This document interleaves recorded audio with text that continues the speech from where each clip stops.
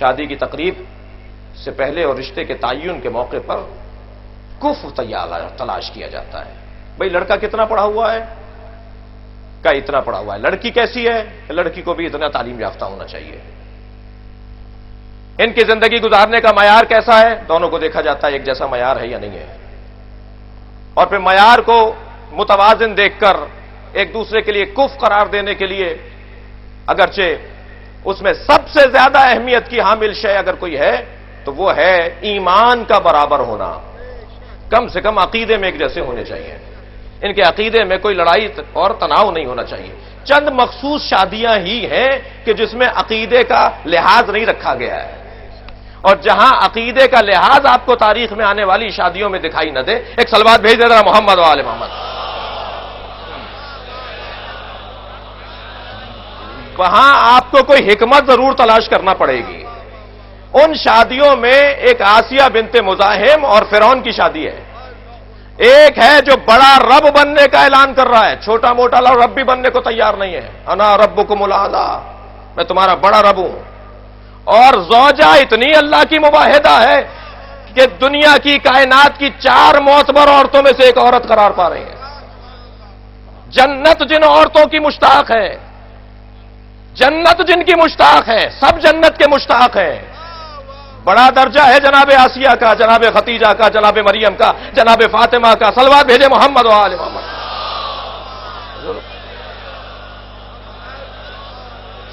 سب جنت کے مشتاق ہیں مگر جنت ان کی مشتاق ہے. اتنی بڑی موحدہ مومنہ حضرت آسیہ. شوہر کیا ہے؟ نہ صرف اللہ کو نہیں مانتا، مشرک اور کافر ہے، بلکہ دعوی ربوبیت بھی کر رہا ہے، اللہ ہونے کا دعویٰ بھی کر رہا ہے. اور یہ جو اللہ ہونے کا دعویٰ کر رہا ہے، ادھر زوجہ ایسی، ادھر شوہر ایسا. ہمارے گھروں میں اگر ایسا ہو جائے، ہمارے خاندانوں میں اگر ایسا ہو جائے تو ہم اپنی بچی کو گھر بٹھا لیتے ہیں کہ صاحب یہ اس قابل نہیں رہا، ہمیں پتا نہیں تھا کیسا تھا، اور اب معلوم ہوا ہے کہ یہ ناہنجار ہے. توجہ چاہ رہا ہوں. اور اب یہی حل ہے کہ اسے اپنے گھر پہ بٹھا لیا جائے. کیوں جناب آسیہ اپنے والد کے گھر نہیں چلی گئیں؟ اس لیے کہ جانتی ہیں کہ میرے ہاتھوں سے ایک بہت بڑی ذمہ داری کی ادائیگی ہے. برداشت کرو، اسی گھر میں رہو، اس لیے کہ تمہیں موسیٰ پالنا ہے. عزیزان گرامی ذرا محسوس تو کیجئے، جس سے پروردگار عالم کوئی کام لینا چاہتا ہے اسے اس انداز سے مشکل میں مبتلا کر دیتا ہے. اور پھر یہ بھی ذہن میں رہے کہ اگر شادیوں میں عدم توازن دکھائی دے رہا ہو تو ان شادیوں میں اولادیں بھی نہیں ہوتی. صلوات بھیجے محمد و آل محمد پر.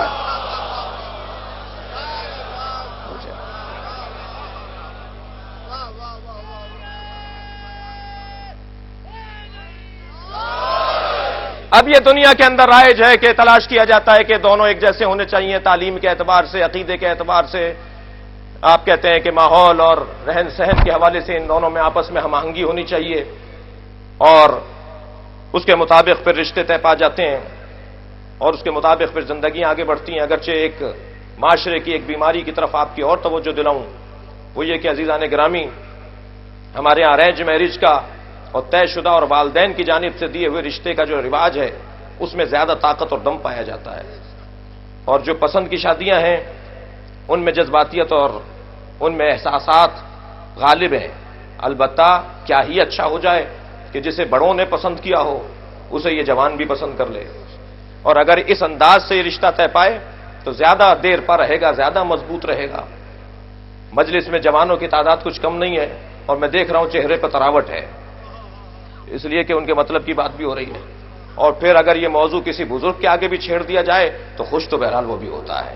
ایک صلوات بھیجنے ذرا محمد و آل محمد پر.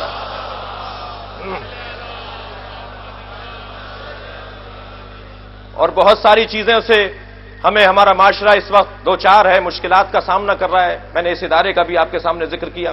مجلس میں خواتین بھی بیٹھی ہوئی ہیں.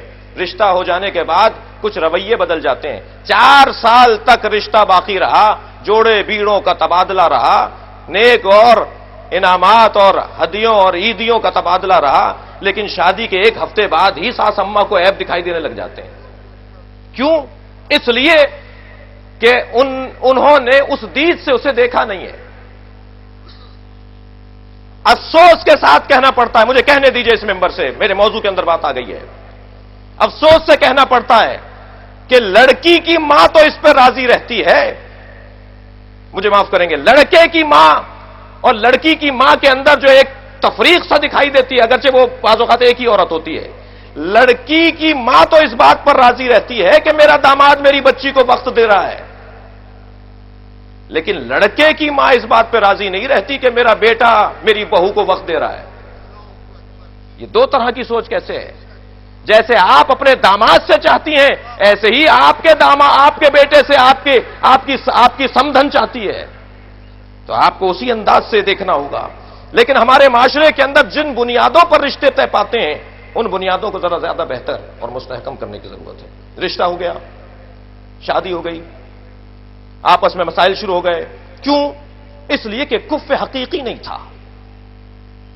عزیزان گرامی، ہم پلہ حقیقی اعتبار سے نہیں تھے۔ اگر آپ میرے جملے کو محسوس کر جائیں تو سن لیجئے، دنیا میں حتی بڑے ہی اعتماد کے ساتھ، اور آپ کو توجہ دلا کر جملہ کہہ رہا ہوں، دنیا میں حتی نبیوں کی بیویوں میں بھی نبیوں کے ساتھ ہم پلگی نہیں تھی۔ اگر کوئی دلیل چاہتا ہے تو امرات لوط، حضرت لوط کی زوجہ اور حضرت نوح کی زوجہ کا تذکرہ تو قرآن مجید میں ہے۔ میں کسی اور نبی کی زوجاؤں کی بات نہیں کروں گا، میں کسی اور دو بیویوں کی بات نہیں کروں گا۔ صلوات بھیجے ذرا محمد و آل محمد پر۔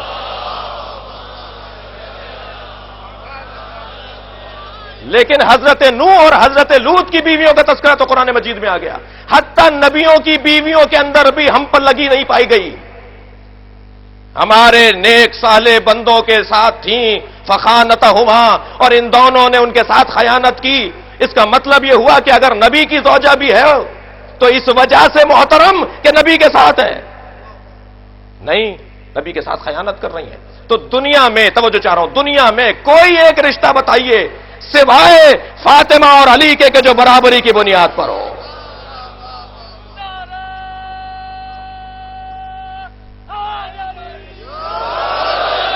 یہ واحد رشتہ ہے جو برابری کی بنیاد پر ہے۔ اب دیکھیے، برابری، اللہ اکبر، شجرہ طوبہ کا تذکرہ ہے، خانوادہ پیغمبر کا تذکرہ ہے۔ برابری ایک عنوان یہ ہے، هل يستوي الذين يعلمون والذين لا يعلمون، کیا جاننے والے اور نہ جاننے والے برابر ہیں؟ اب اگر جناب سیدہ کا علم مولا کائنات کے علم سے کمتر ہو تو برابری والا رشتہ اور کف کا مفہوم کہاں جائے گا؟ علی اگر سلونی کا دعویٰ کریں تو فاطمہ کہیں کہ میں بھی ما کانا ما یکون کو جانتی ہوں۔ صلوات بھیجے محمد و آل محمد پر۔